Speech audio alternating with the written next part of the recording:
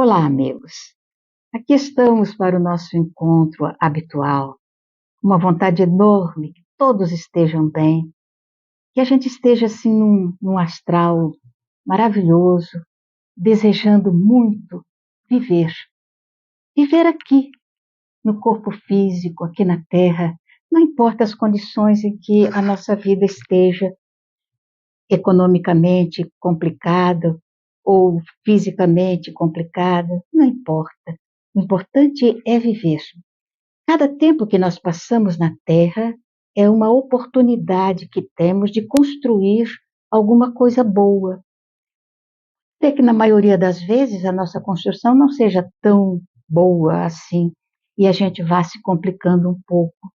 Mas quando nós lembramos que essa vida é transitória, que nós passamos um período aqui na Terra, depois despertamos no mundo espiritual através da tão conhecida, tão famosa e tão temida morte. E a gente vai aprendendo que a morte não existe, que existe é uma situação transitória entre o mundo físico e o mundo espiritual.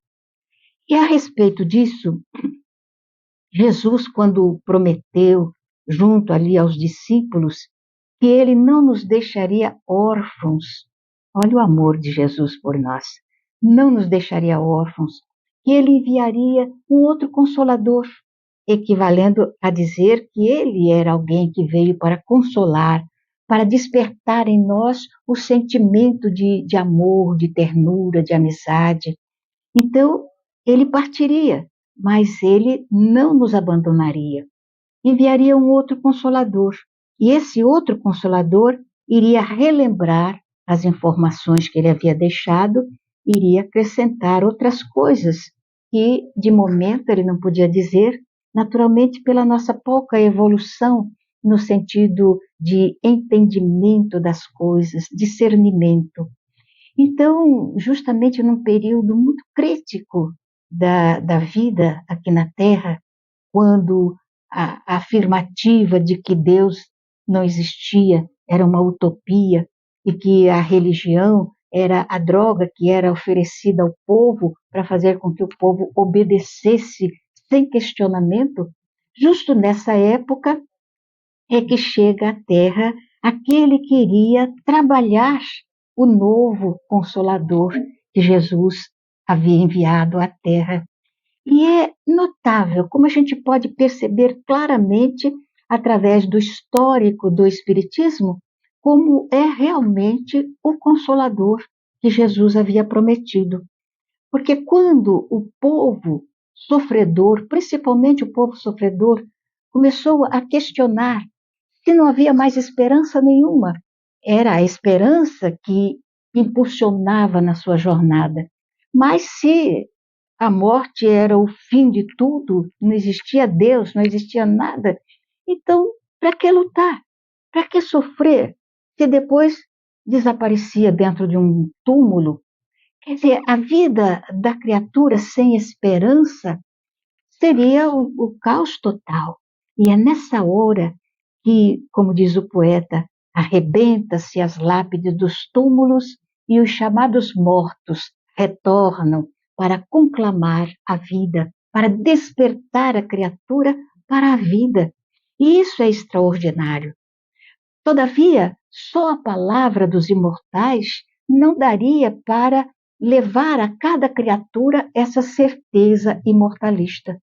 Então, vem alguém mandado por Jesus, alguém que já havia laborado no clima da imortalidade, para recolher o acervo de informações que os espíritos estavam dando e então colocar tudo isso dentro de livros que podem chegar à mão de todas as criaturas.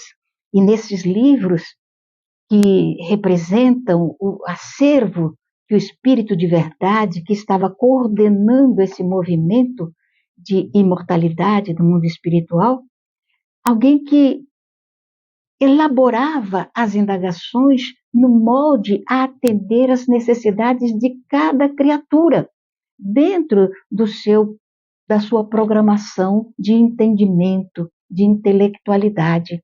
E então, esse alguém, que foi o professor Hippolyte Léon Denisard Rivaio, esse alguém começou a recolher informações vindas através dos imortais e percebeu então que era necessário estabelecer uma programação para que as pessoas pudessem entender-se imortais.